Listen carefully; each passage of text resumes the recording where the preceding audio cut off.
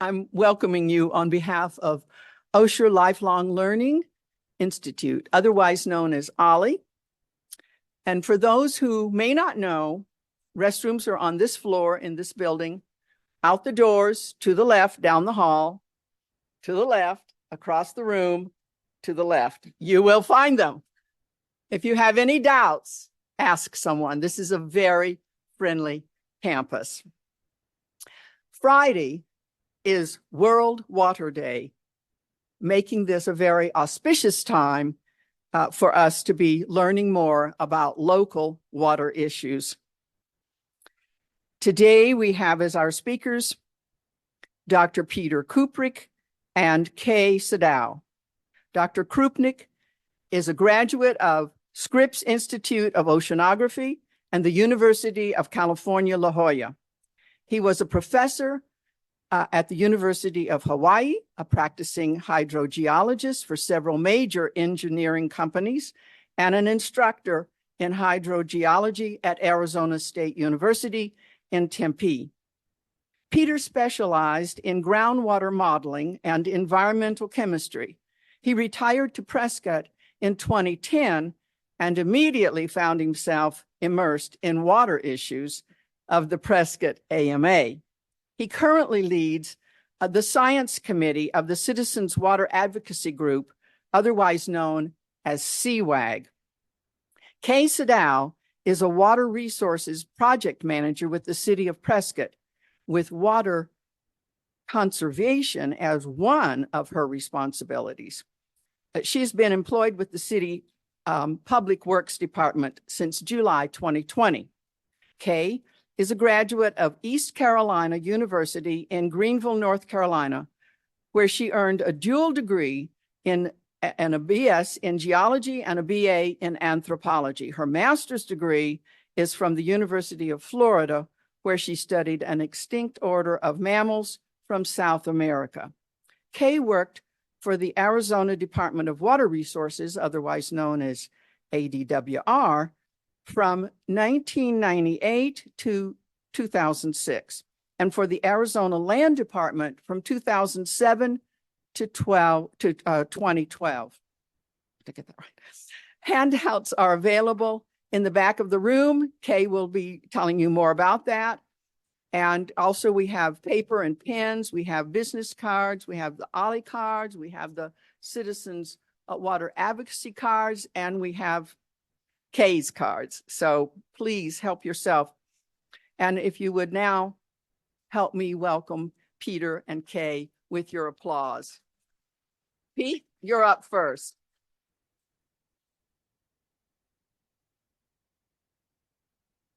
Thank you for that introduction. Looks like we've got a good sized audience. We even have a member of our city council here. Yay! Yeah, I just saw. Anybody else we need to recognize? Politicians? No, I don't know. Yeah, we have a.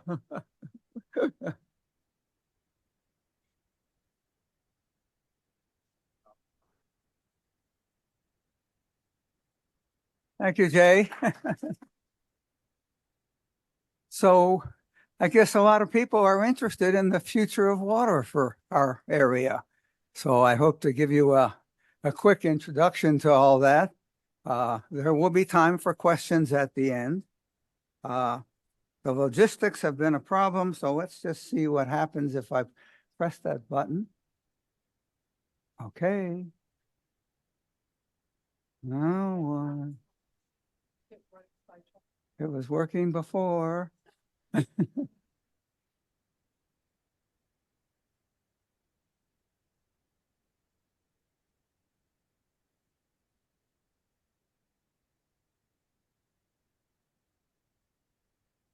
Ah, here we go. Oh, and we got that stupid black bar across the top. If you can press, this is going to be a colossal waste of time.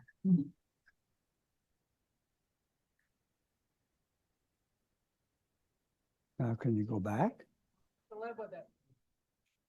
You can't grab the side of the black bar and drag it down. There you go. There you go. Hey. I still can't go back to slide 1.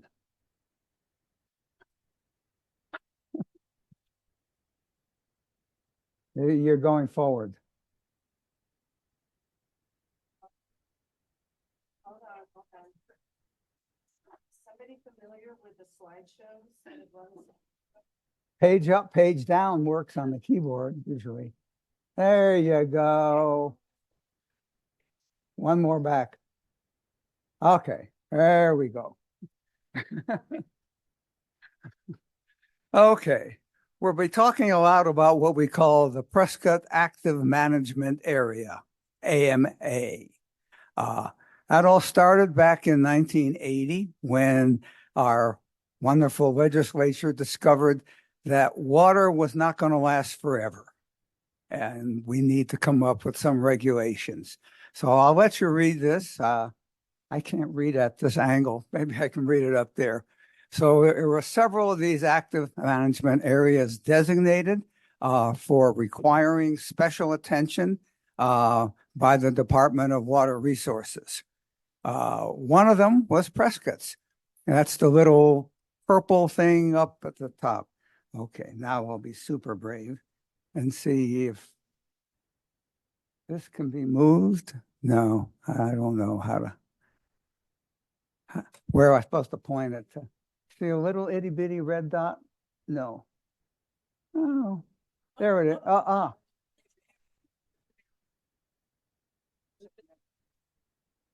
Still can't get it to move. No. Oh.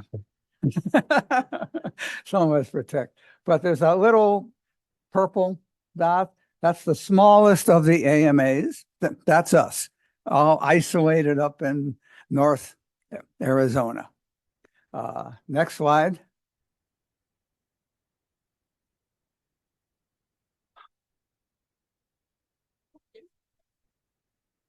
Okay. There's a little zoom in on the Prescott AMA to point out where we are. Chino Valley up top, Williamson on the west, Prescott down towards the south, Prescott Valley to the east. But the important thing to point out is along the brown line that circles all of that is the AMA boundary. So that's where our regulations will apply. But there's a natural reason for that. And that is if you look at the shading around the dark brown line through there, you see darker shading. Those are mountains, right? We're in a basin with mountains on the side. So what happens is sediments get washed off the mountains down into a basin and fill the basin up. Water also collects in a basin. Many basins have lakes in the middle. There's a river through here as well.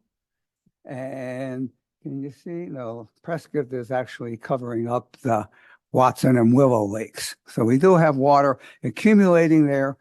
Most of it, as you'll see in a minute, is not surface water, but it's into groundwater. All right, let's try the next slide. Okay, what about our water? Well, oh boy, I've covered up which is which, but these slides are from Department of Water Resources giving us a quick picture of our water. The yellow says that most of the water is groundwater in our area. Very little surface water, the dark blue. A little bit is recycled effluents. So we are dependent on the groundwater. Next slide. Now the green thing says that most of it is used for municipal purposes. Very little agriculture or industry left in this area. Next. And finally, who is the domestic? Well, the dark blue are the large providers, Prescott, Prescott Valley, Chino Valley.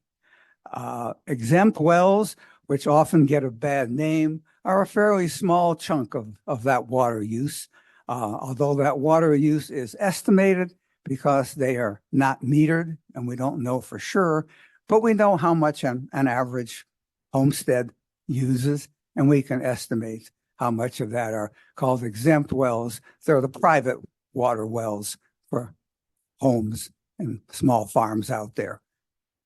Okay, now let's get down to some science. Next one. I've already pointed out that there's a basin in the middle through here. With mountains on the side, and this basin has been filled with sediment that's been eroded through time from those mountains. Next.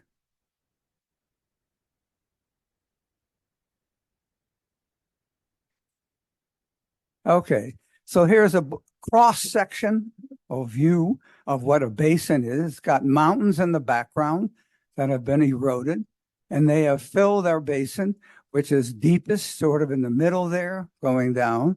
And over time, the type of rock eroded has changed so that those layers that are shown there are different kinds of rocks.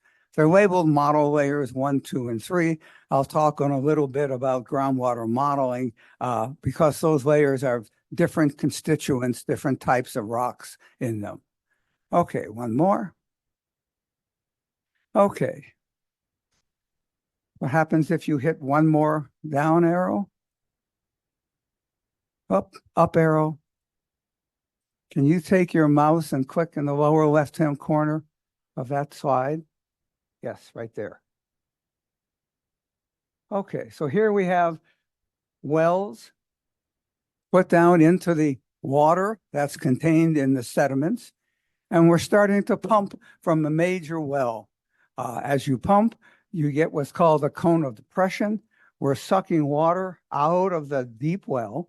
First thing to notice is that the shallow little private well on the side has gone dry because the big guy has taken all the water.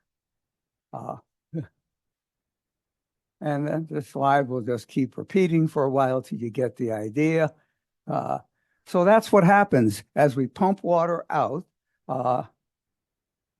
We can keep going until the cone of depression gets so large that no more water gets sucked into it.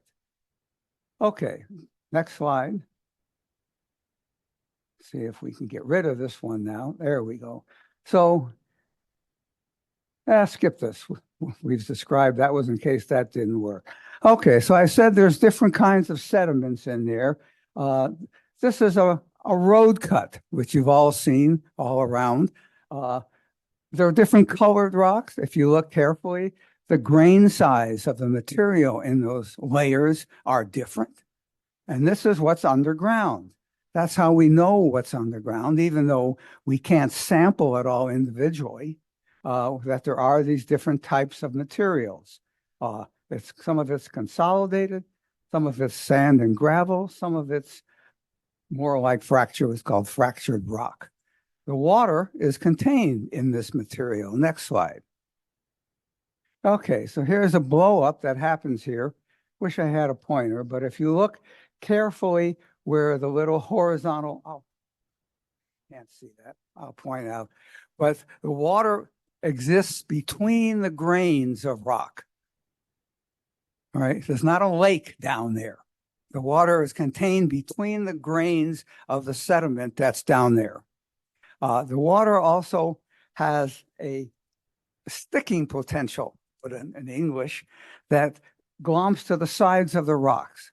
So that if you go up from the top down in the circle there, you'll see there's little red stuff that's not connected to all the red area down below. That's because it's been left there as we drew the water down. So the water that we pump out has to be able to move through those grains. If the water gets isolated, like at the very top there, then we can't remove it. So one of the questions that you're going to ask me 1,000,000 times is, how much water is there? The answer is, we don't know, because the water gets stuck between these grains, putting that into a not very scientific term. So it's virtually impossible to come up with a total number as we draw the water down. Okay, next. Okay, but we know there's a problem. This is some work that Gary Beverly and some of our CWAG interns have stared at aerial photos of our AMA and found every farmhouse that has a 10,000 or bigger tank sitting next to the house. Now you ask, why do they have a 10,000 gallon tank next to the house?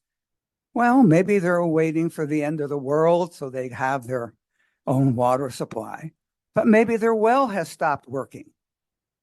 That's a hypothesis. We have not gone and questioned every one of these people, but the assumption that we're making here is that their wells are not producing sufficient water for their lifestyle. Notice that's all around the edges, because in the very center of the basin, as we've pointed out, there still is water. Again, the big question will be for how long. But many of these areas around the sides of the basin are already going dry. That's one of the messages I've got to give you. What does that do to those properties? What happens to their property values? I don't know. They can haul water. They are getting water. They have tank trucks that come into the cities where there are water, fill the tank trucks and deliver it to the houses. Or they take their own tank and go and fill it themselves. So there is water. It's just, where is it located? Next slide. Okay, well, here's what happens in a well. What we're plotting here is along the left side is the depth to the water from the surface. Okay, so a well, you drilled a hole in the ground and put a pipe down it. And at the bottom of the pipe, there are slots and stuff, so the water enters the pipe. And then we can measure where the water is in that pipe.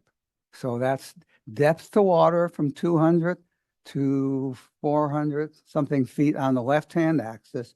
And of course, date, 1995 to 2019 across the bottom axis.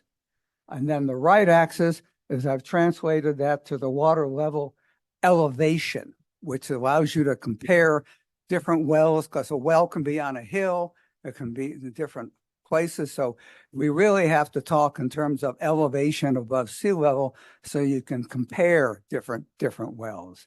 But what you see is that since 95, it was at 290. It's pretty much gone down. The wiggles are seasonal. We use more water in the summer. So the water does recover a bit in the winter season, but it keeps coming down. Next.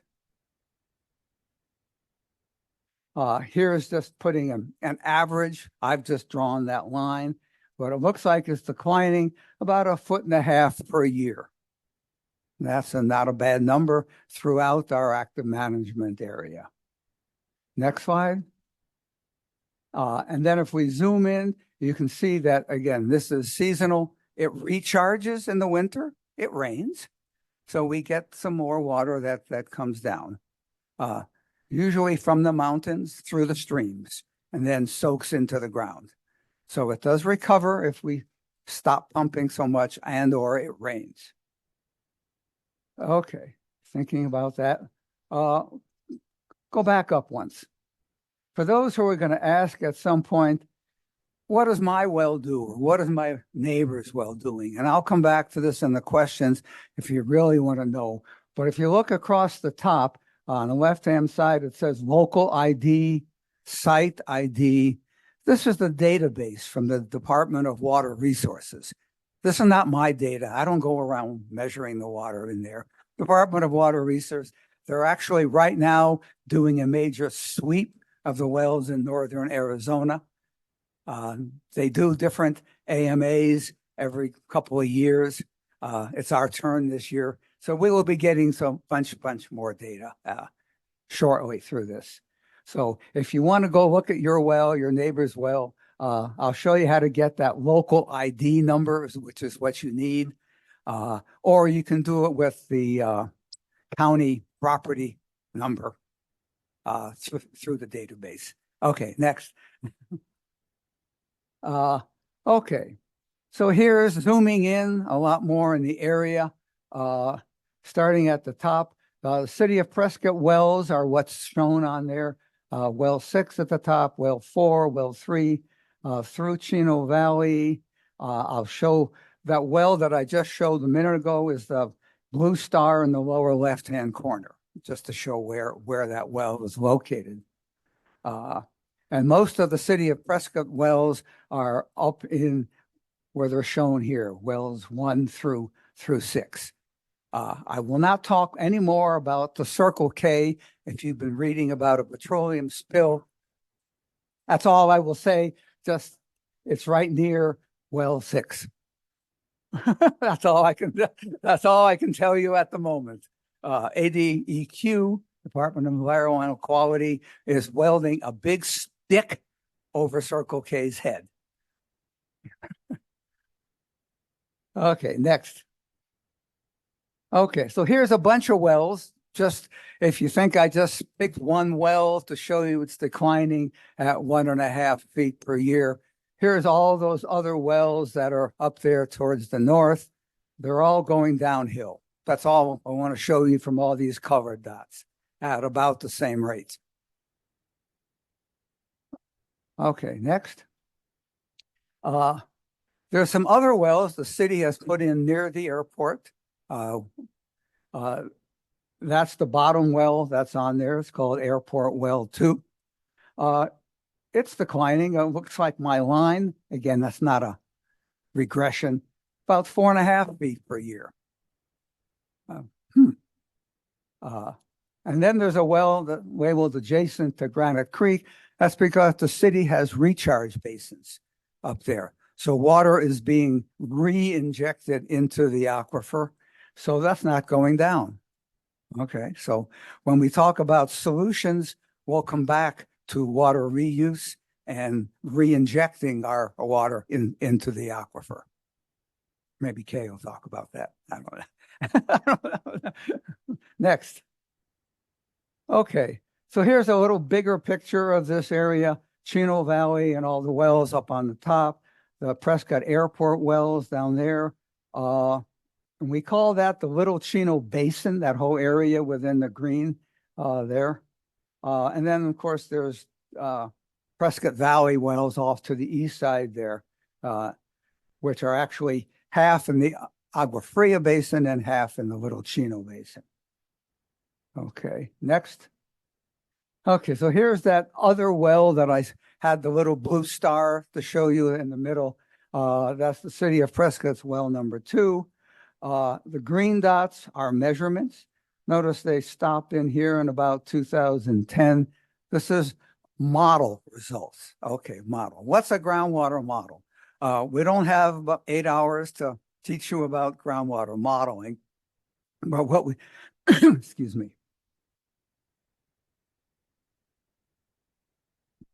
What we can do is make mathematical mass balances of how the water is changing and how it will change in the future based on the water removal, on the pumping. So based on assumptions, estimates of what the pumping is going to do in the future, I'm showing 2 scenarios here. And this goes out to 2110 because that's what Department of Water Resources requires the city to do every 10 or 20 years, is estimate its water use going into the future, and they get a permit to pump that much water that ADWR allocates to them. So that's why this goes out 100 years. Municipalities all have to have a 100-year water supply assured. So it's called an assured water supply for future development. Again, we'll come back to that again in a second. So if we keep pumping at the same rate we are now, that's the blue curve going down, you see it more or less models the observations, the green dot, that's what we observed. But the decline continues because I've been showing you declines for all the local wells.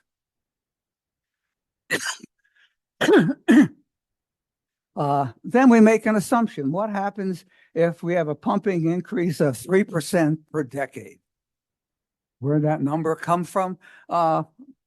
I don't know. We won't go into that, but that's based on population changes and estimates of constructions that we expect. So as you see, that increased pumping of water will increase the, call it a drawdown, water going down. Now, can that go forever? What's the depth of water in the aquifer? When do we hit the bottom? I showed wells going dry along the edge. So the question is, what's in the middle? Next slide. Okay. This again is model. This is work I did several years ago, just like we showed for a well. What you see is a color code here for the showing the darker green shows water going down 100 feet in this 100-year period. So in the central area around Chino Valley, up from Granite Creek there water's going down about 100 feet in that period. It's also going down up in Williamson Valley up to the top there quite a bit. Now, the question you still want to ask is, when will it stop? Next. I may even put that slide in. Okay, well, we'll come back to this. Here's some numbers. Here's some numbers for you to look at, trying not to give you too many numbers, but natural recharge for the area, the Prescott AMA, is about 10,000 acre feet per year. What the hell is an acre feet? Down the bottom, an acre foot per year, abbreviate ACY, is about half a gallon per minute.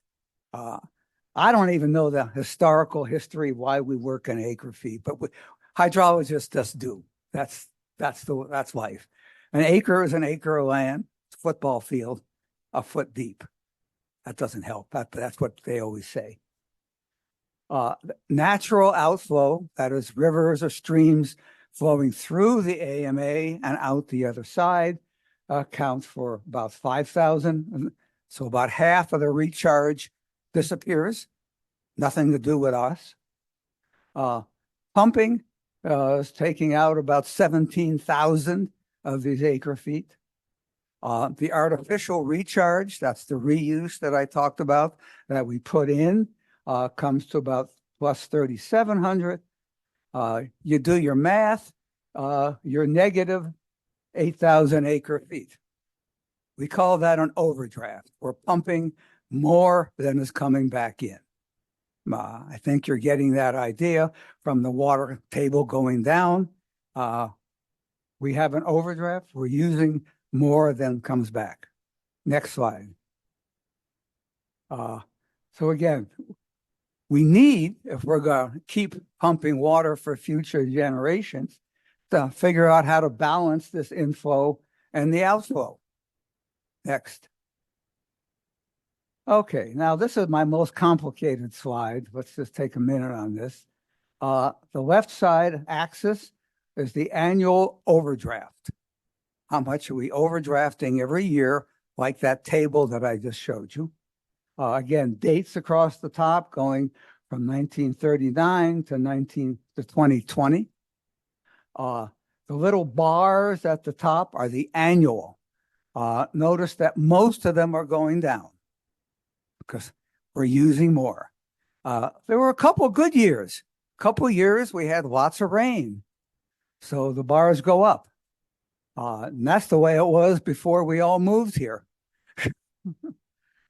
And then, I'm brave, I plot on the right-hand side the cumulative. That is, I add up every deficit from every year. Again, that dashed line curve is the cumulative overdraft. It will keep going down, except in the good years, it recharges a little bit, but keeps going down. So we're now down about 350,000 acre feet from where we were in 1939. Now, what does the future hold? Well, Prescott has now applied for an assured water supply for the next 100 years. That model, which was done by the city and their consultant, says that another 1.5 million acre feet could be sucked out of this aquifer by the year 2100, 2110, I guess, to be exact in that model.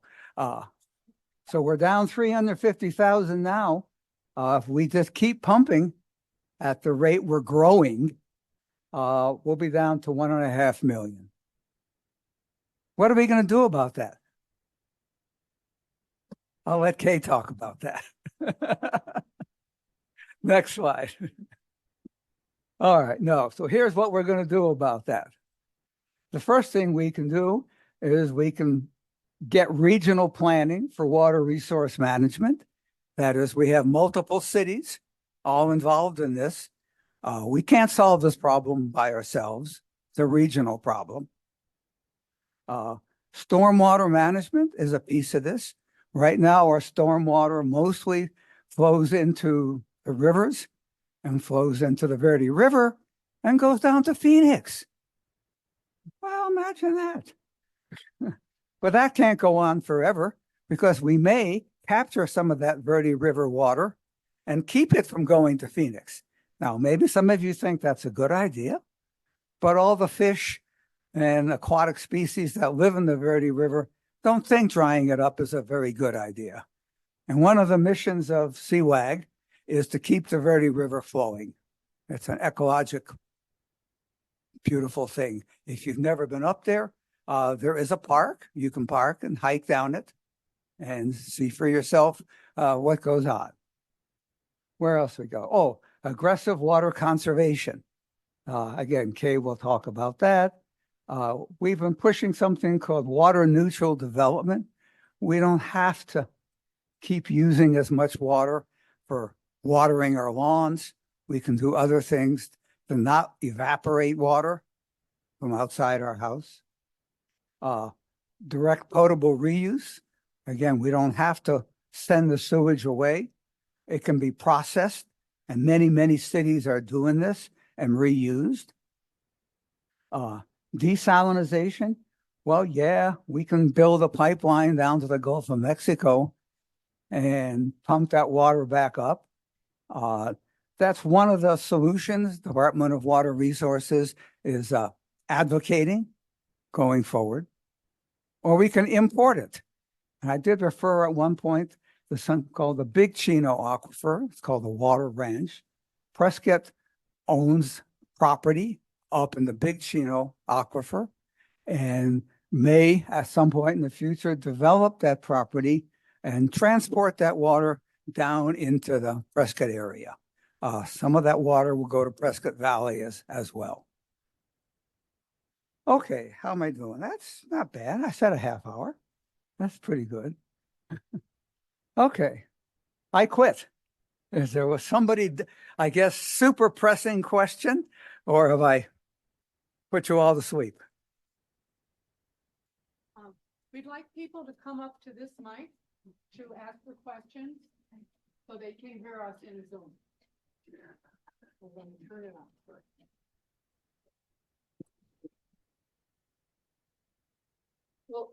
We'll take a few questions and then we'll pause and pick up again and ask more questions at the end. Well, during the past year, I heard that there was a disagreement between the people dealing with this water issue between Prescott Valley and Chino and us, Prescott. Did that ever get resolved? No, Some I guess that I'll quit there. I mean, some people sort of backed out of the deal and all that Well, stuff. that's when I talk about regional planning. All right, most of the cities are doing their own thing. That's historically the way it was set up and the way it is. There have been efforts to have the mayors of the municipalities all get together and try to talk among themselves. I don't know where this is going. Okay, the other question was, you had that slide there starting at 1939, and it sort of was a slow development, and then it started to go downhill fast. Did you ever correlate that with the population growth? It could be. CWAG, who I sort of work with, doesn't want to talk about population. Population is a sensitive subject. We talk about water use. And so if you just translate that into water use has increased. Why? I'll I leave mean, that up. development and all that stuff. More people using water, come on. We're using water. Anyway, some of those, I'm just wondering why you didn't correlate that with the population growth, so you could see how as the population growth Yeah. dealt with the curve. Anyway, I do have another slide that sort of answers that question. Can you put mine back on, or is that too hard? Go all the way down to where I quit. I knew. Keep going, keep going, keep going, keep going, keep going, keep going, keep going, keep going, keep going. Stop. One more. One more. One more. I thought, one more. One more. No, going back. Down, down, down. Down. Forward, forward, forward, forward. Forward, forward. There you go. Okay. Here is a plot of what demand, how much water is being used versus time. I'm not speaking in the mic, sorry. Okay. Again, not population, just water use. These numbers come from Department of Water Resource, who tries to keep track of all this versus time. There's good news and bad, right? The bad is that extrapolated line keeps going up. My eyeball fit is about 3.5% a year. But look what happened around 210 to 215. The curve stopped. What happened then? did we get a lot more rain at that time? No, we had a recession. Development stopped. Okay. But then it started again. Right? Anyway, that's all I can say about the future. Okay. But just want to say it can be handled. Well, I'm just relatively new here to Prescott. I started moving out here in 2018. Finally got here in 2020 COVID year. But anyway, and I grew up in the East Coast, but having come out here to an area where water is a very precious commodity in terms of the Colorado River, everybody, and if you don't stop the Verde River from going south to Phoenix, they're in trouble, right? Anyway, I'm just saying that. And the other thing I did hear when I first came out here was that Prescott did have one of the best reclamation projects in Arizona. Reclaiming water from households and stuff like that. Somebody had done the engineering that they had done for the city a long time ago was one of the better projects for reclaiming water. That's what I heard.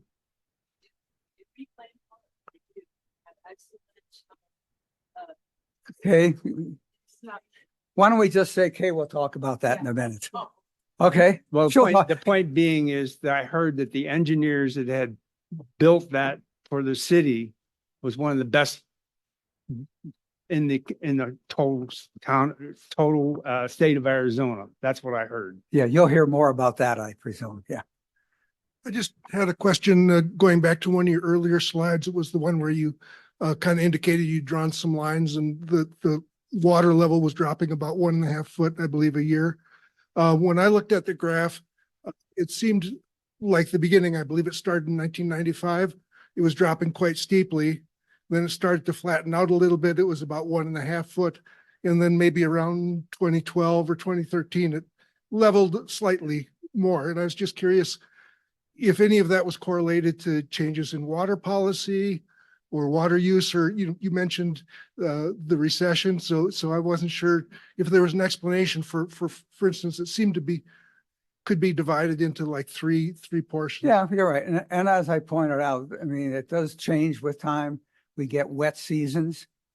Some of those, that graph, the most complicated one, there were some positive years when we got recharge. So, yeah. All right, last question. I think we need to move on. As a 20-year member of CWAG, I've been doing numbers on Prescott Valley and going to the State Water Resource Board. You're not getting amplified. I haven't touched it. Battery dead.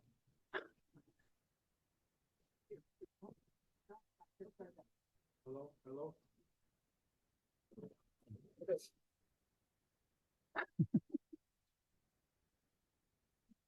We want to hear you, we do. I'll be real brief. I'm very concerned what's going on in Prescott Valley with the growth. They've doubled this, more than doubled the size in 22 years. And I've also done numbers from the State Water Resource Board. And I believe a long average, say a 20-year average in the year 2000, we were getting 18.89 inches of precipitation a year. I pulled 10 years up, recent years, and that's down below 15 inches a year. So we've got like a 30% reduction from Mother Nature that we're also dealing with. Those estimates can be placed into our future groundwater modeling. We generally haven't done that, frankly, because we haven't been required by ADWR. That's okay. I quit.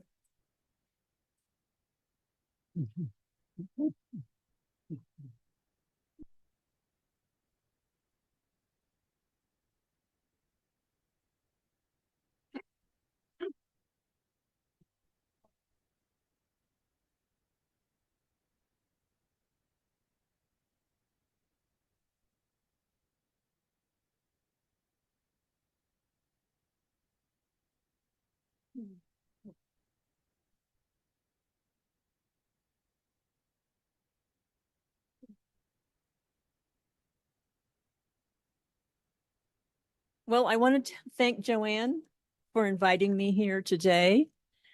And I want to welcome all of you and all the people on Zoom. My first presentation today is going to be a rematch or a repeat. It's a repeat for Kathy here, but it's about our rebate program for 2023. And I would like to start, I'd like to correct my name too, by the way. It's Sydow. Sydow rhymes with widow. So next slide, please. So our toilets, we have a really great rebate program. And yeah. Oh, I'm sorry. Yeah, these are the topics I'm going to cover today. Toilets, our Consortium for Energy Efficiency list of qualifying washing machines, turf removal, rainwater cisterns and barrels, rain gardens, WaterSense labeled smart irrigation timers, commercial urinals, and hot water recirculation systems. About a year and a half ago, I think it was maybe 2 years this August, former Governor Bruce Babbitt said that the city of Prescott has the very best rebate program in the state. And you know what? We do.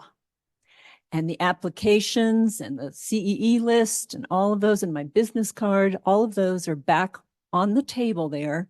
You can help yourself to that. And if you need more information from me, pick up a business card and I'll be happy to send you any additional materials that you might need that may not have been on the table for you.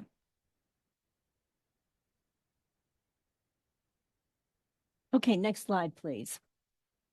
So we have an excellent rebate program for toilets. And you can see that each toilet saves 7,200 gallons a year. And this is cumulative. So for every replacement toilet, whether it's a 1.28 gallon single flush, a 1.28 gallon dual flush, or a 1 gallon single flush toilet, you're going to save that much water. So if we totaled that, actually, I don't think I totaled it. Anyway, gallons saved, 1,130,000 gallons for the 1.28 gallon flush, 43,200 gallons, and 72,000 gallons. And if you're on a septic system, you get an extra $50 for every toilet that you replace. And that's an added incentive of our program. Next slide, please. In the month from January to December of 2023, we had 59 washing machine replacements. We rebated $12,550. We saved 241,900 gallons. And 13 of those customers were on septic systems. Turf removal. Again, this year we had 17 customers who took advantage of this program. And right now, it's $1 for each square foot of turf that's removed. So, and this is the first year that it became $1. So for example, the square footage, $18,253 square feet. That's how much we rebated, $18,253. And the gallons saved, 602,349 gallons were saved. And there is no limit on the amount of turf that can be rebated, up to $2,500. So you can exceed that amount if you can get up to $2,500 of that. For our rainwater cisterns or rain barrels from January to December, 14 customers. We rebated almost $5,000. We saved 115,125 gallons of water. And this is huge.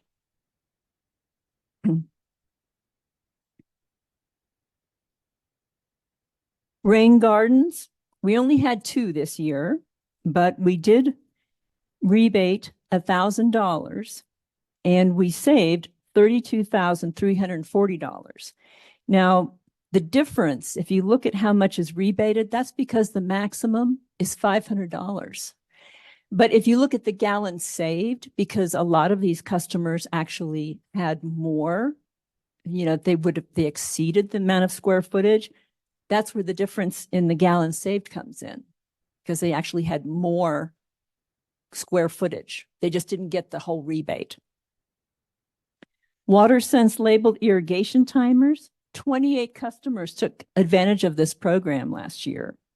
We rebated $2,100 and we saved 235,600 gallons. Commercial urinals, we only did 3 this year. They were all in the same building, but it was up to $300 is what they were rebated, saving 6,240 gallons. And lastly, our hot water recirculation system, 22 customers took advantage of this. They rebated $3,300 and we saved 36,000 gallons.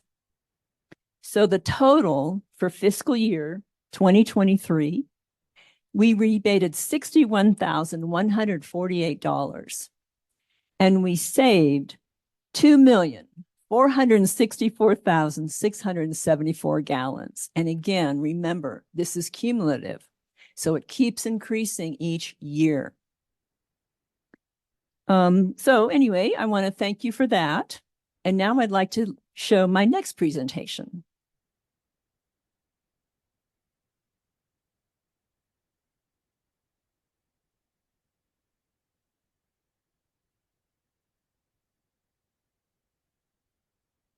And next slide, please. So I want to cover 3 topics today: water resources, City of Prescott water portfolio, and water conservation, which is another topic that, I just covered recently.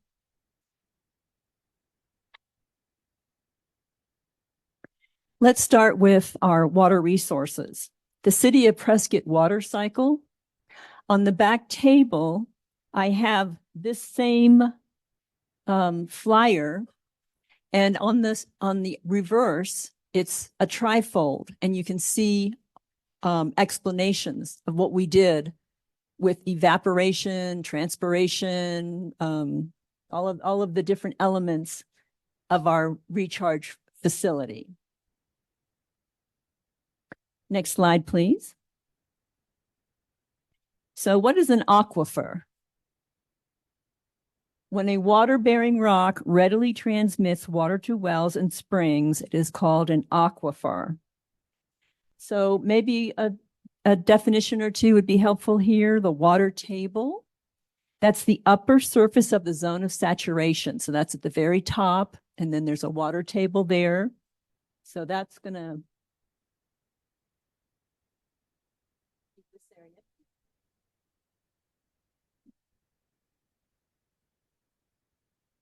Then we also have, this would be the clay layer, which would confine, clay layer would confine this, and that's why we have the confined aquifer below and the unconfined aquifer above. Oh, I'm sorry, they're not seeing the slides. Let me do a, Oh.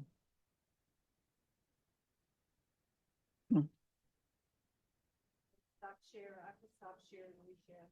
Okay.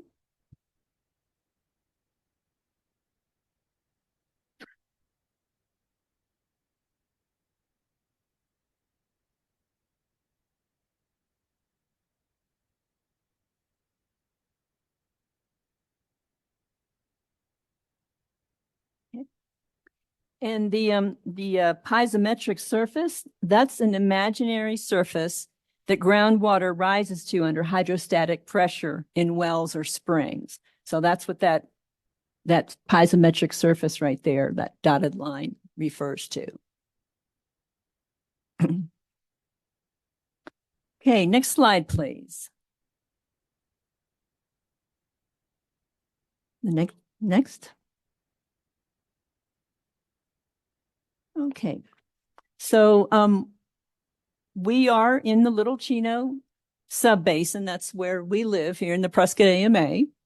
And you can see there's a cross section here. So we have mountain front recharge, and you can see there on the left, that's water that's going to infiltrate from the mountain front onto the land surface. Some of it penetrates below and goes down to the water table. Some of it goes all the way to our lower volcanic unit, which are basalts. And the basement rocks underneath are igneous and metamorphic rocks that, the kind that you see pop up around Watson Lake. And then there's an underflow to the Big Chino. There's a fault there. And unfortunately, this flowing artesian well is no longer flowing as much as it used to. The city used to pump water uphill from Del Rio Springs, and they relied on that water for quite a while. But then it just became impractical because, well, for one thing, the water wasn't flowing as much as it used to. Next slide, please. So these are our 5 production wells in Chino Valley. And you can see that we do have some work that's under construction. So we've got this middle picture that's still being worked on. It's not completed yet. It will be ready soon. And then we've got the pump house there on the right. And there's a picture of the inside of all the pumps that we use to pump water out of the Chino Valley aquifer. Next slide, please.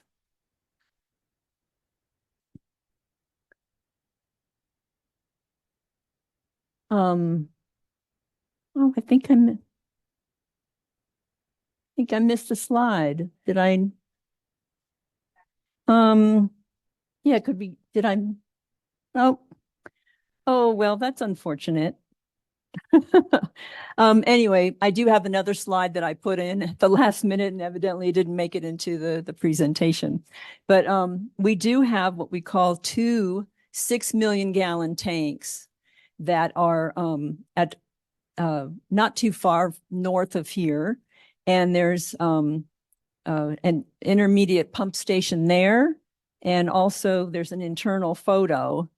And yeah, I forgot I didn't resave this. So I should have done that. But I can always pass it around too. So I do have pictures of it. So I'm sorry I missed that. And then water customers. Well, we use our water in a lot of different ways. Hospitals, industrial uses, restaurants. There's our washing machine again. It's one of the ones on the list. And then, of course, our pets. We all love our pets, right? And next slide. City of Prescott water portfolio. So we can go on down. I'm going to talk a little bit about the 1980 Groundwater Management Act. So this is when the act was created, and the law designated 5 areas of the state where groundwater pumping was heaviest and populations were expected to grow, and they were all designated as the 5 active management areas. Next slide, please. So as we saw earlier, the Prescott AMA is that purple area up at the top. And here are some of the goals of this. Reduce groundwater level declines occurring in many parts of the state. Provide a means to allocate the state's limited groundwater resources to most effectively meet changing needs of the state. And augment Arizona's groundwater through development of alternative supplies. Next slide, please. Safe yield. And this is a long definition, but I do want to go ahead and read it out. And this is in statute.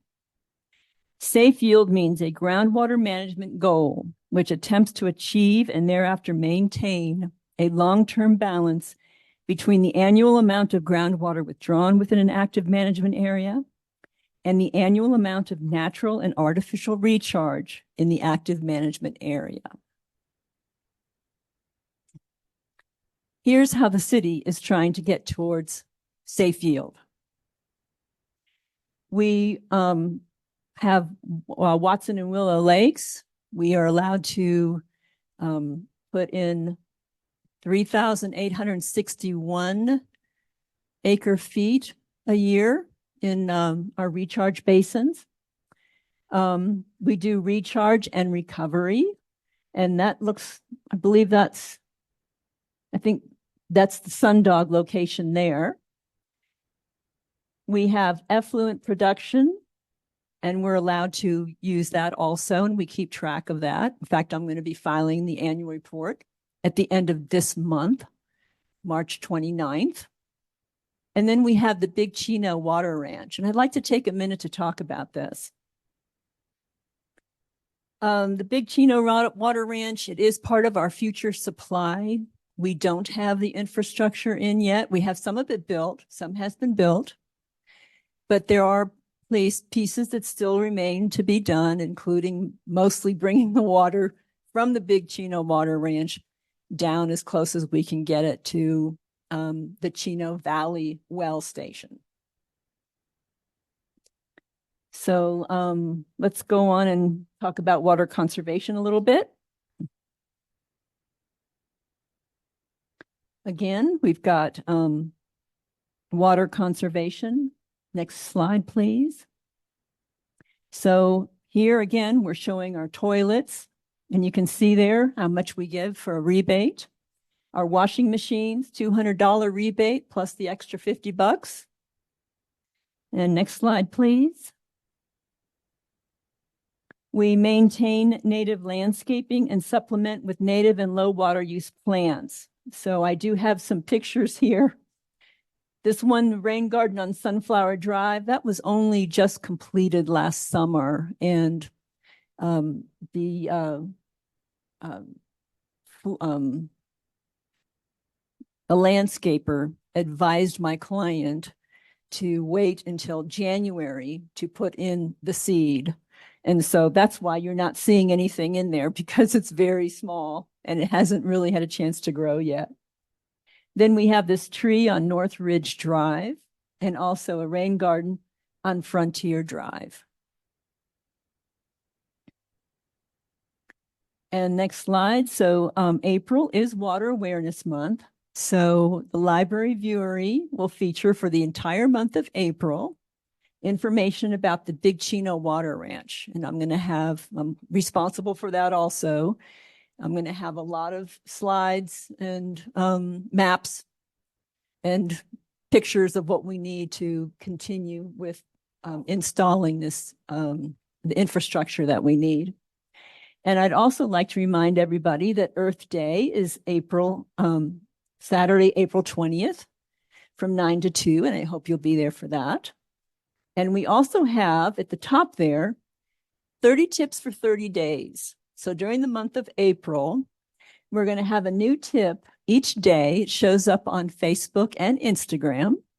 And it's also on our new website, prescottwater.com, which will also feature a tip a day. They're the same tips, but you'll be able to see it on the prescottwater.com website if you're inclined to check that out.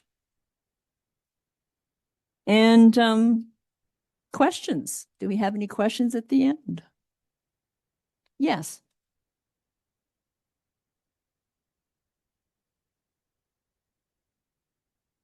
Okay, I am not a golfer, but what happens with the golf courses when we get into a lot of water conservation? We send effluent to all of our golf courses. The Antelope Hills Golf Course receives effluent up to 1,000 acre-feet a year. And Can't hear. oh, I'm sorry. Yeah. Antelope Hills Golf Course is served with effluent.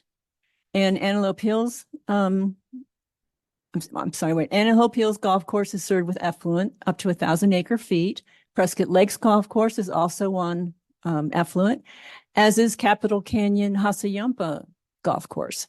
They're all served effluent. Mm-hmm. Mm-hmm.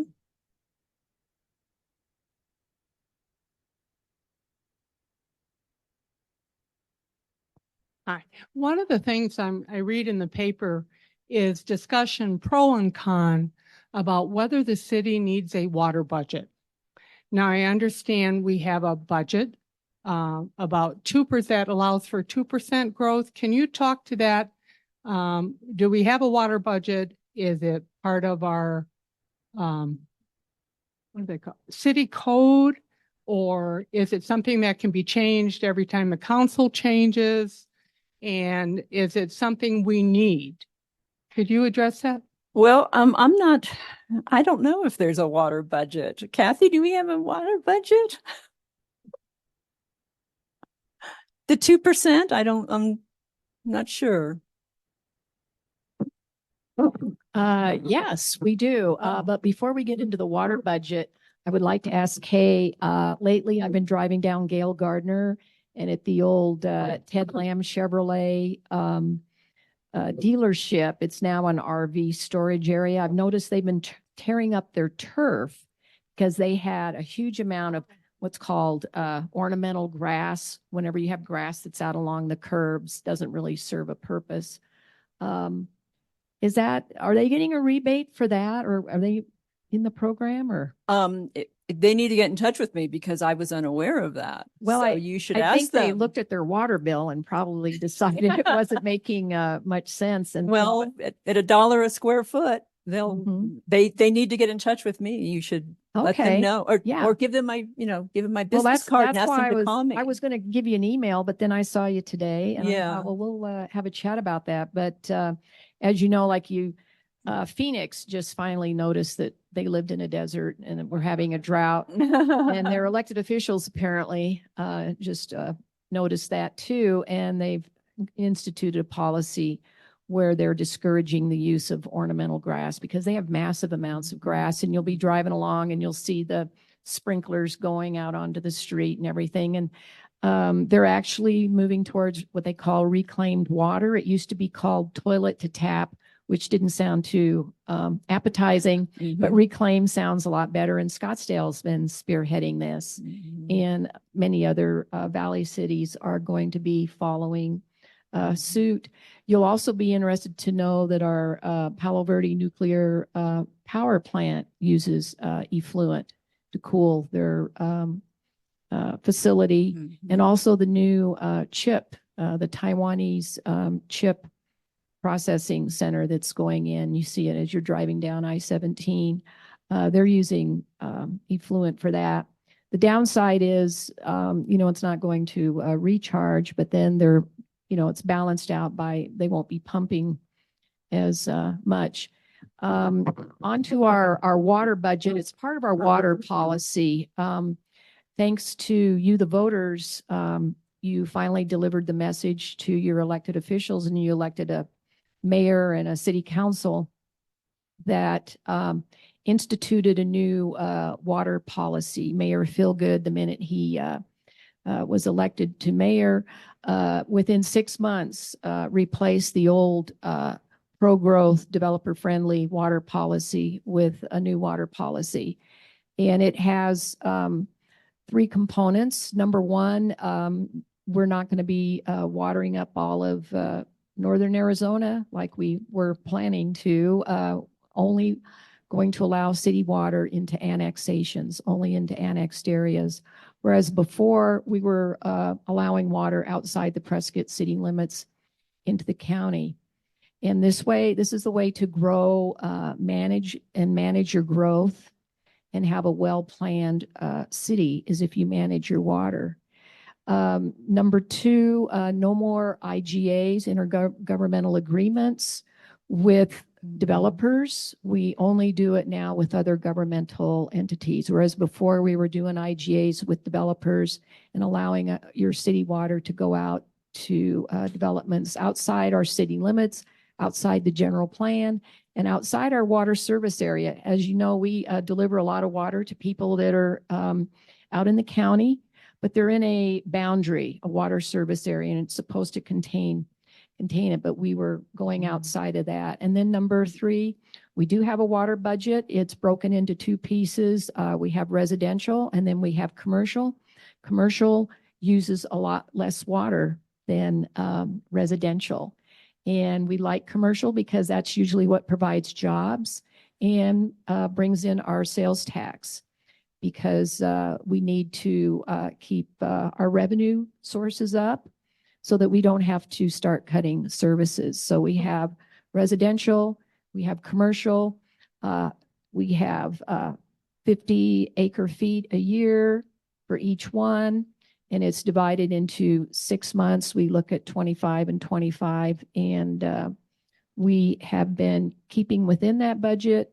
There has been, there's an appeal process. If there's a project that comes along that we feel is going to be extremely beneficial to the community, then we'll go ahead and approve it on an appeal.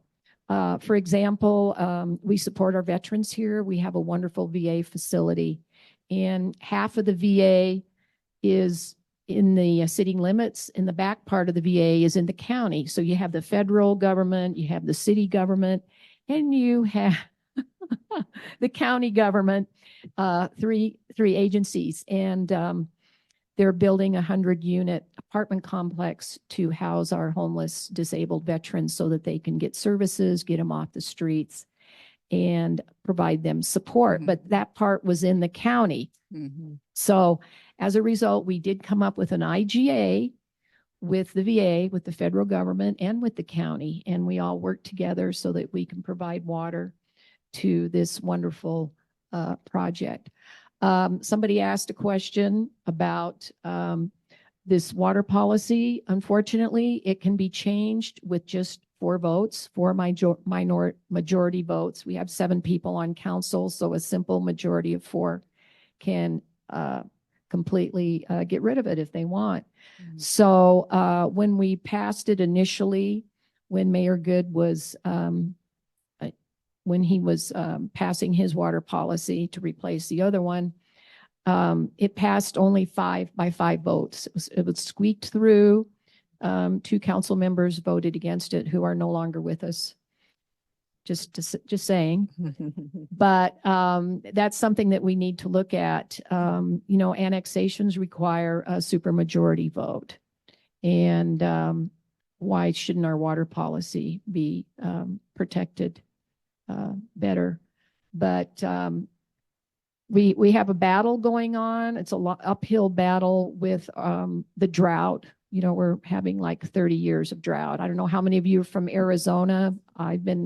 Grew up in Arizona, grew up rural. Water's always been a big issue. Water law is very complicated. We have grandfathered rights. We have the tribes, first use rights to them. And as we grow, it's just constant lawsuit, one lawsuit after another, and then constant appeals. It gets kind of depressing after a while because nothing really gets decided, but we're working on it. And because we have to, because if we don't, we're going to run out of water, and we certainly don't want to do that. We need to preserve it for our future generations. So sorry to take over. Okay. I would like to address the question of the man who asked about our recharge basins. They percolate beautifully. They infiltrate. The water is gone almost immediately anytime we put effluent into our recharge basins. So yeah, it is they work really well. They do. I was just out there a couple of weeks ago with representatives from the Arizona Department of Water Resources, and they asked about it. And the flow, the percolation, infiltration, it happens very rapidly. So I just wanted to add, that was Kathy Rusing, a member of our city council, talking before I introduce her properly. And Phil Good appointed me to this water policy review board a year and a half ago. So I was part of that.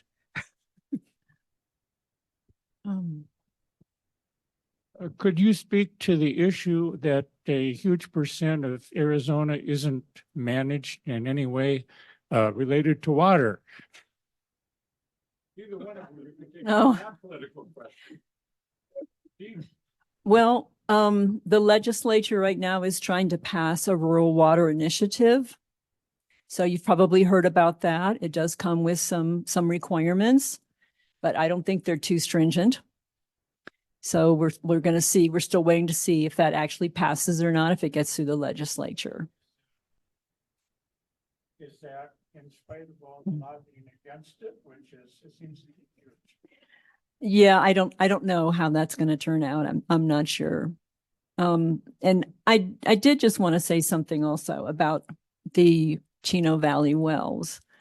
The one that you showed us, with the star, it's 330 feet below land surface. Now, I'm not saying that we would want to do this, but the city is able to pump down to 1,000 feet if we had to. Now, we don't want to see that happen. And that's one of the reasons we'd like to see the Big Chino Water Ranch importation occur. That was a slide that I had missed. Is this on? Yeah.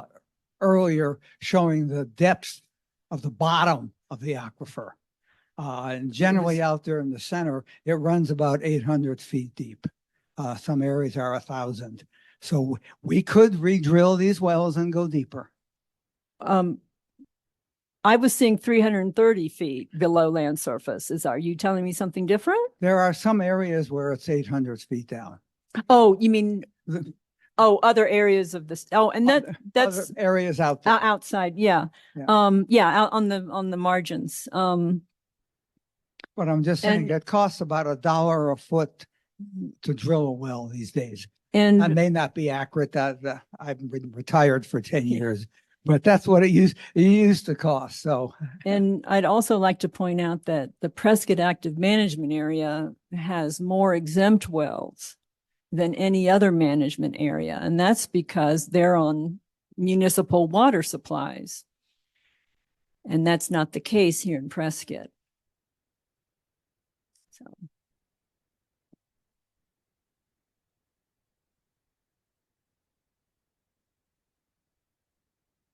Thank you.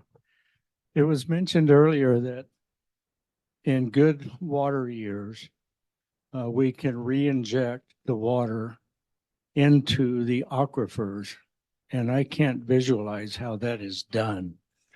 How is that accomplished? Well, there is I'm trying to think. I think I showed an injection well slide. Let me see.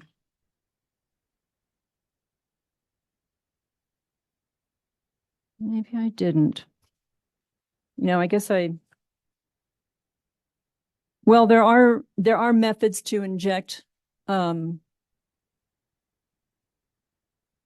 there are methods to do injection wells, and I believe we have one out at the near the airport.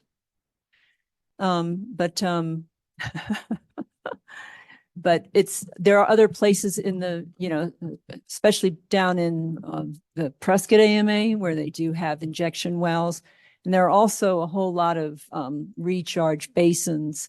I was just reading a published article that I got just this week that showed how many recharge basins there are in the Prescott in the Phoenix, well, in the whole valley area of the Phoenix active management areas. There are a lot of recharge basins there.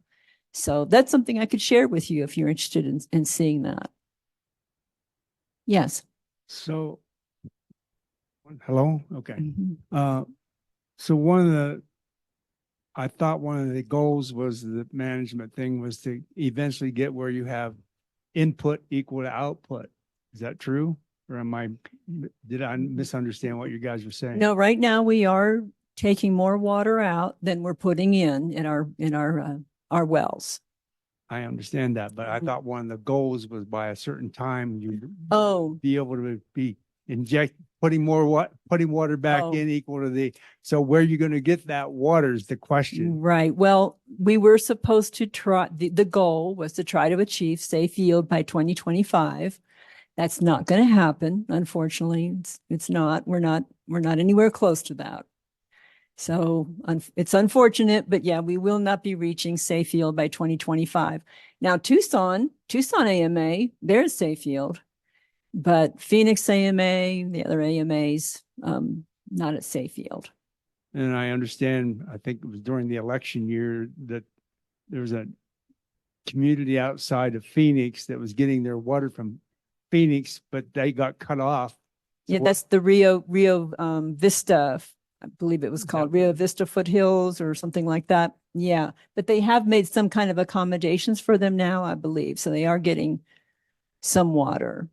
It just shows you how bad the issue is. Well, according to Scottsdale, they were given warning years ahead of time that they needed to find an alternate source. And they didn't act on it, but yeah. Heard that happen. Right.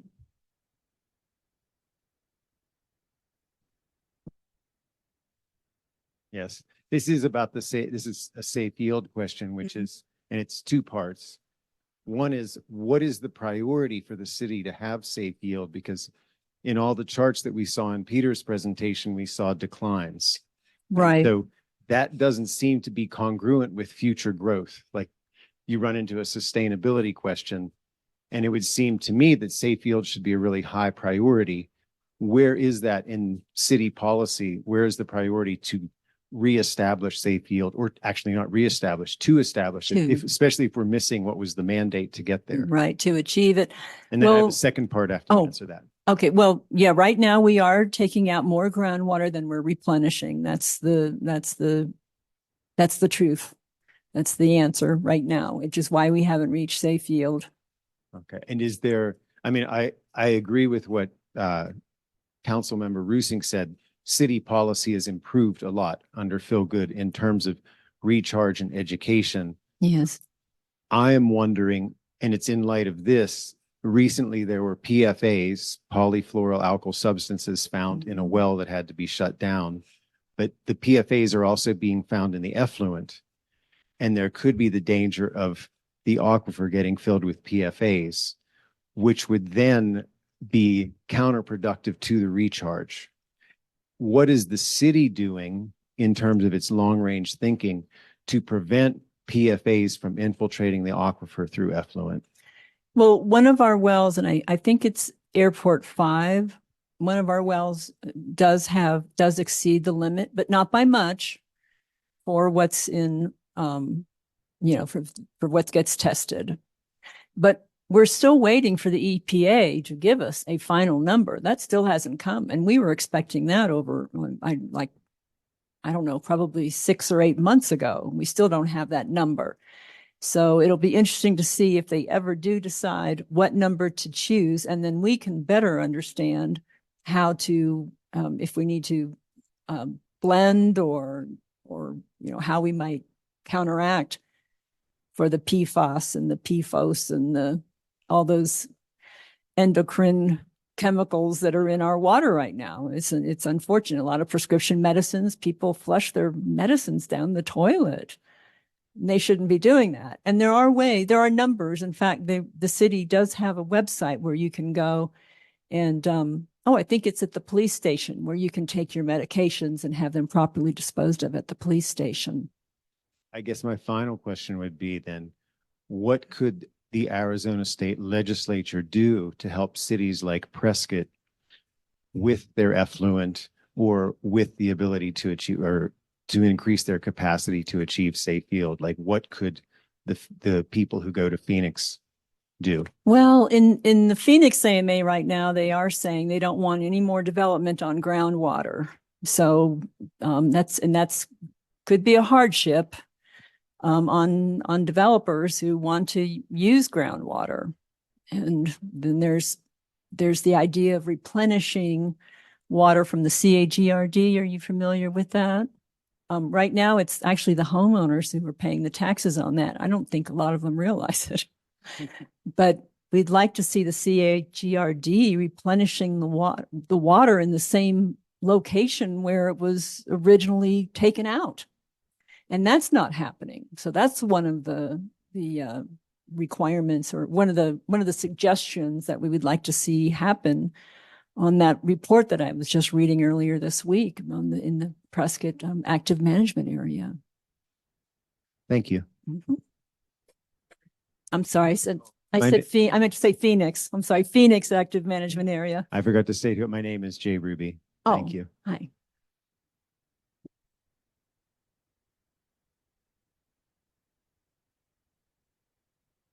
Yes, sir.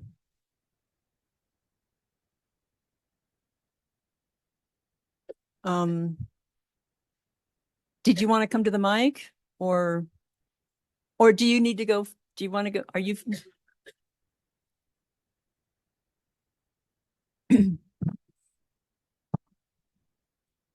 My only question is, rebates and discount programs.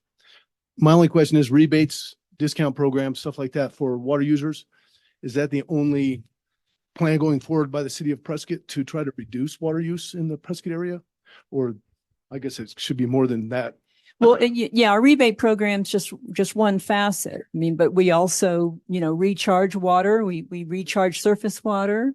No, I understand that, but other things like, I don't know, all the dust control that's being done with the new developments, that's all being used fresh water. I'm sorry, did you say? The dust control that is used for the developers? Dust control. The big water trucks when they buy water from the city of Prescott to keep the dust down in the new construction areas. That's all fresh water. It's effluent. We use effluent for that. Mm-hmm. No, that's a good point. I'm glad you brought that up. It's our effluent, and we actually have a separate system that carries effluent out to the construction site so they can fill up the tanks. And it's also in their the development agreements that they use effluent for dust control instead of potable water. And then also PFAS and PFOAs. That's something that has recently surfaced only because it's been there for a long time, but the federal government just started making everyone test for it. So we've tested and we found it. And right now we're doing mitigation by dilution. And we've had to shut down our big airport well, our main producer there, because it was downstream from the airport and it was contaminated. So that's offline. And we're going to have to be diluting currently, but our water resource department is looking into hiring engineers to come in, and we're going to have to put in a filtration system, and we're going to have to look to the federal and state governments for grants to help us pay for this.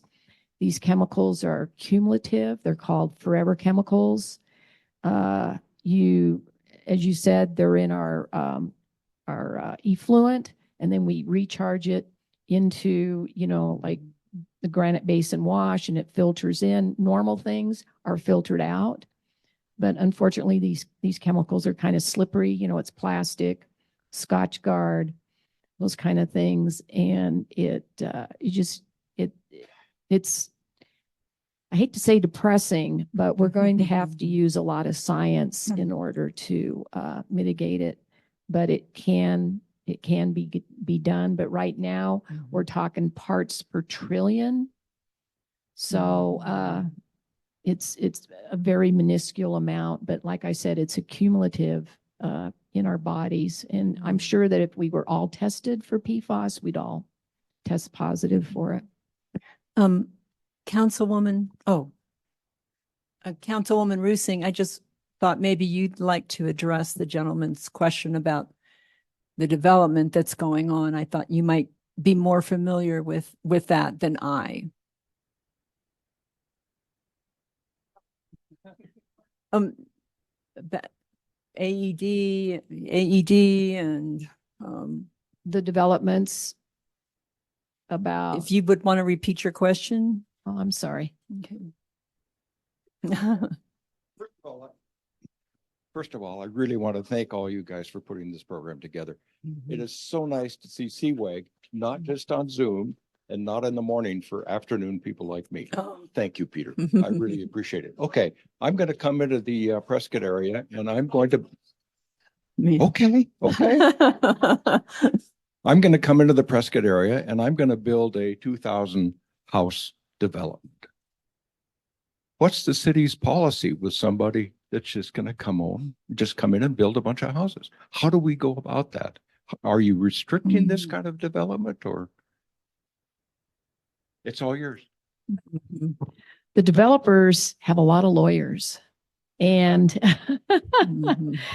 they have a lot of water rights, and we've already passed city councils, like, for example, the massive Deepwell Ranch, which was annexed in 2017. It's all that area west of the airport. They've been approved for 10,500 homes, which is the size of Anthem. So think about it. And they have, they've been annexed, they've been allocated the water. And so we're coming along later, and there's not much you can do about it. And we have a lot of water that's already been allocated to undeveloped plats, grandfathered in. So it's just a matter of, we're just we're very thankful that our people of Prescott are very conservation minded. And we've been actually educating people, and they've been very cooperative in using less and less water over the years. We used to waste a lot of water, but I think going forward, we need to have, we're working on a regional water policy. We're just starting to get geared up with Prescott Valley. Oh, it's the whole area, because we pump from the same aquifer. And we also have the 900-pound gorilla in the room. It's called the Salt River Project.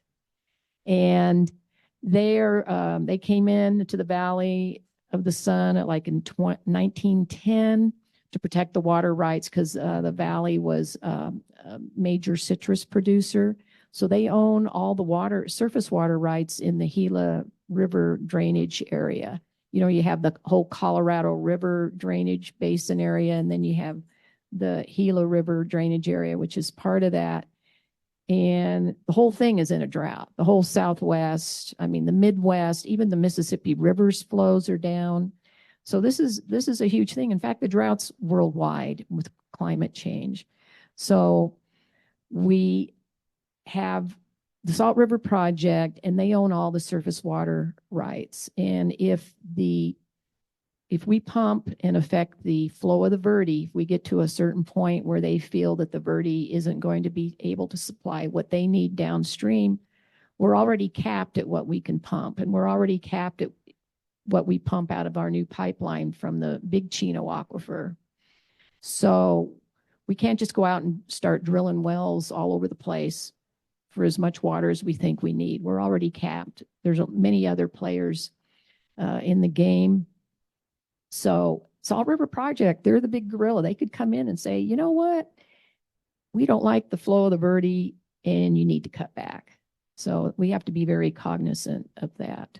So we're already operating under constraints, and that's why conservation is very important. Recharge depends upon natural recharge. And with this drought, it's really hurting us. We have no idea how long this drought's going to go. It could go on 100 years. It could be the new normal.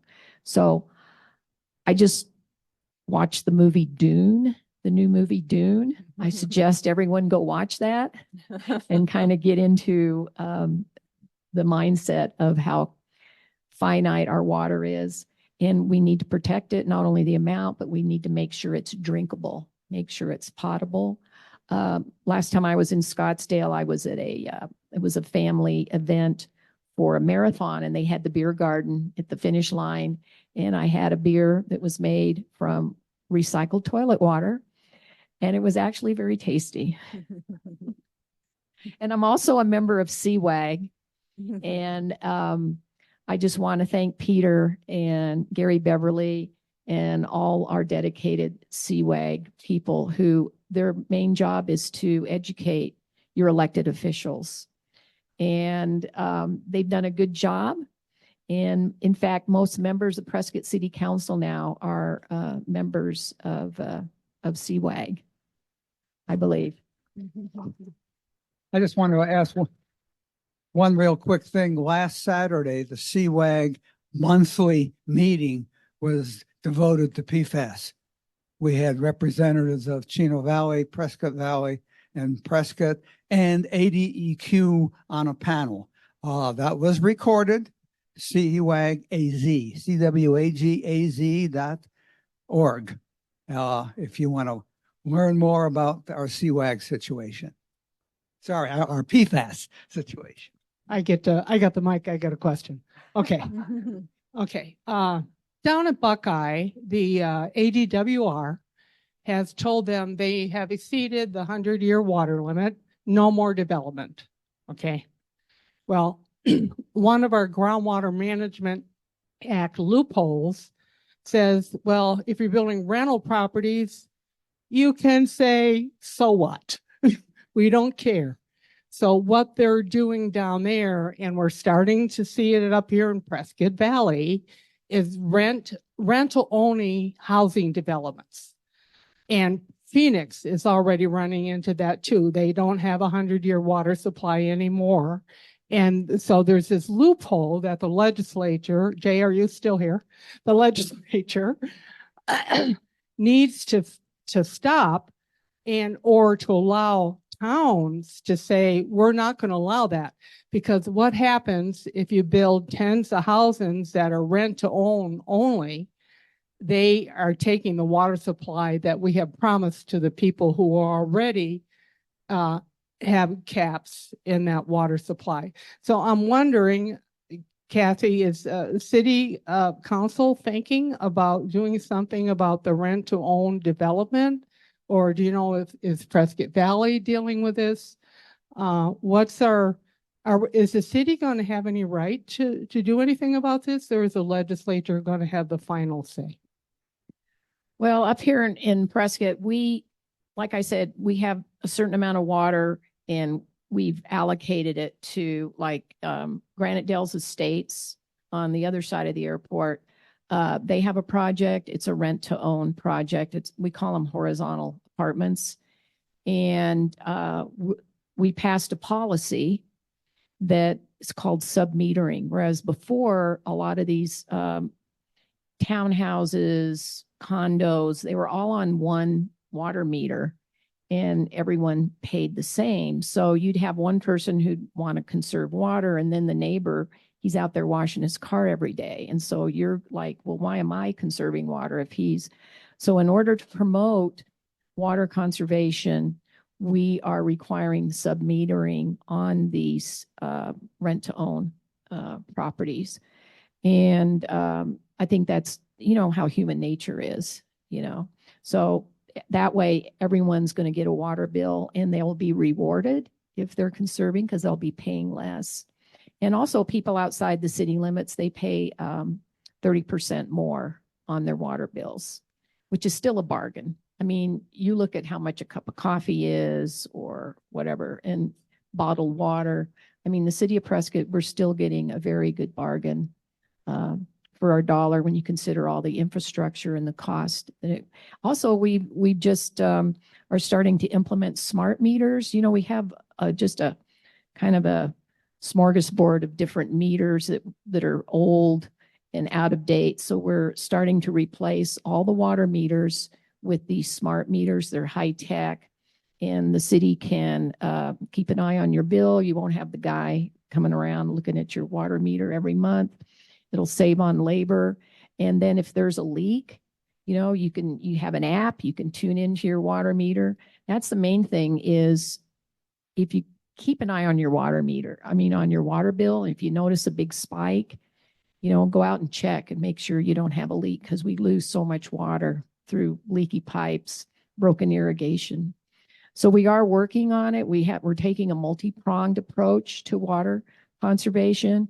It's not going to be cheap, but like I said, we're conserving water, but we also need to make sure it's fit to drink. So we've got a lot of work to do, and I think our city is doing a marvelous job. We got a great team that is making sure that you get water, that you have water coming out of your tap. There's so many failed water systems. I don't know if you've heard of Jackson, Mississippi. It's a capital city.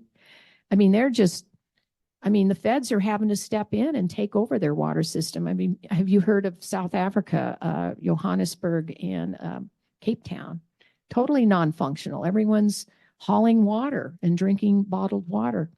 So it's a worldwide problem, and we have to make sure that we keep our infrastructure up to date and functional.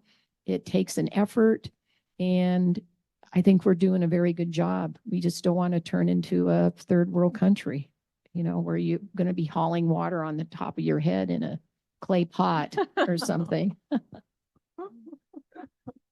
Thank you, Kathy. Question here.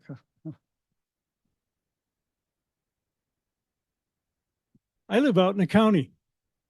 How does the county fit into this picture? I'm hearing all the cities and municipalities, but what's the county doing?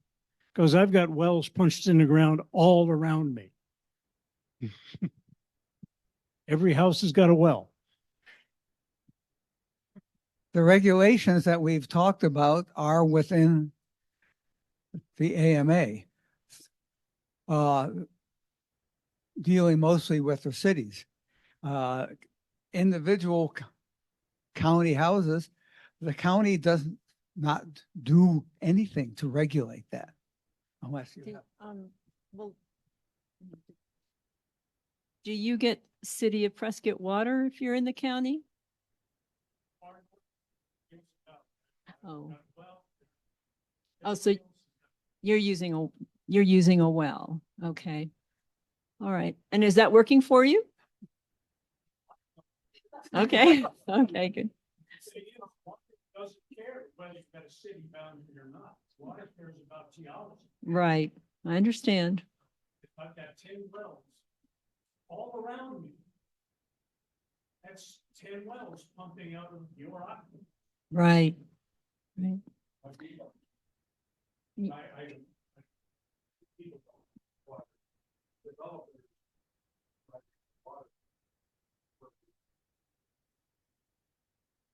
If you wanted to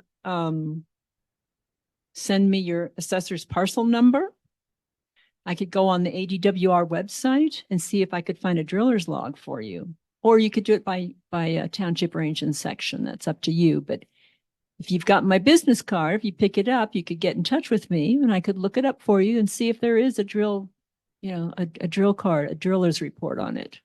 Well, I'm sure there is. And I could look it up. The thing is that if there's no regulation, if there's no governing body, if there's no control, then it's the Wild West. That's if somebody takes a development north of us, for example. People can't hear the question. When we have conversations that are not on the mic, the people who are on Zoom don't know what's going on.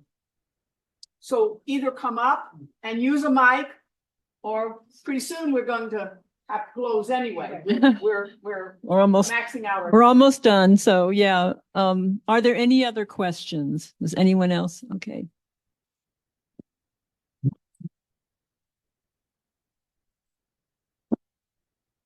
I just felt the gentleman that came up and asked the question, how does the developer approach the city about this, didn't get answered. Am I correct?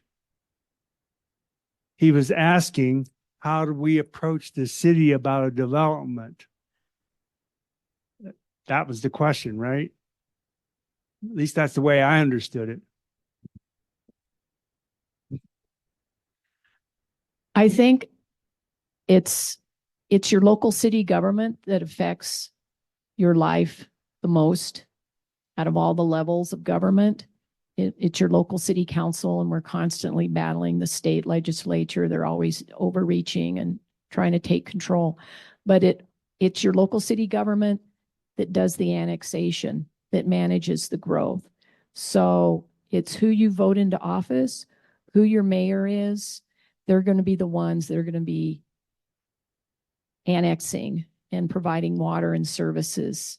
So we've already had a massive amount of growth with prior administrations. You know, Stringfield Ranch was annexed, not annexed.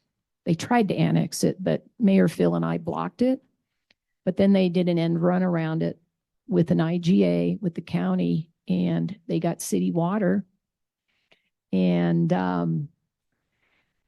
ironically, they just came back because when they got city water, it was our city public works department that had to engineer the water system for this Stringfield Ranch development. And they didn't like having huge water tanks sitting next to their multi-million-dollar lots. So they came back to us and wanted intermediate little pump stations around because it's very hilly. And we said, no, that's too expensive. So then they came back and said, well, we'll privatize it. We don't want you involved. So we'll do all of our own infrastructure and maintenance, which is good. We'll still be selling them water 30% above because they're outside the city limits, but they're going to be taking care of all their own infrastructure, water mains, pumps, whatever it is. So that was a good thing. They realized that. Jay? Yes, they're on, Jay, candidate Jay Ruby, who's candidate for House of Representative or Senate?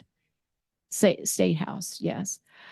He wanted to know about effluent. Yes, they are on sewer. That's part of our water policy. If you get hooked up to city water, you have to be on sewer. So we get all the effluent returned in exchange for providing them with water. So it was not a good deal, but it turned out better than it could have been. But we have AED also.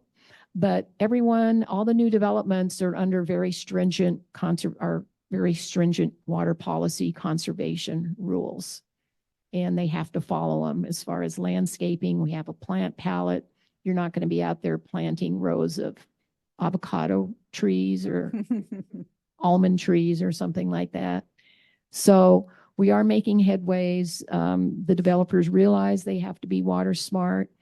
And but as far as annexations, I don't know of any more annexations coming down the line. But like I said, Prescott Valley's growing like a weed. They have a totally different philosophy over there. They want to grow as fast as they can. And they do have several massive subdivisions planned out there in Prescott Valley. And they will be pumping from the same aquifer. So, I don't know. Councilwoman Ruth saying there actually is a new annexation coming up. It's 4 letters. It's J something, and it's 160 acres. In Prescott? I mean, 1,600 acres. It's 1,600 acres annexation. It's on that list that Chelsea Walton just provided. For Prescott? Well, I mean, it would be, and it's in Prescott, they not want to, Prescott they Valley? want to annex. Yeah, they want to annex Oh, here okay. in. Oh, Yeah. okay. Well, we'll see what happens. Right. Be sure and let your, we meet every other Tuesday, the second and fourth Tuesday of the month. And we keep an eye on our website, see what's on the agenda. And we have a call to the public. By the way, if there's anything that you want to say, you can come down at the beginning of every meeting. It doesn't have to be on the agenda, and tell us what you think if you're having a problem, and then we can put city staff on it. And, but what's it called? J something? Well, it was 4 letters, and I just remember it was like JT something, and it was 4 letters. It's on our latest list of projects. 1,600 acres Okay. annexation. All righty. Okay. Well, we'll see what happens. I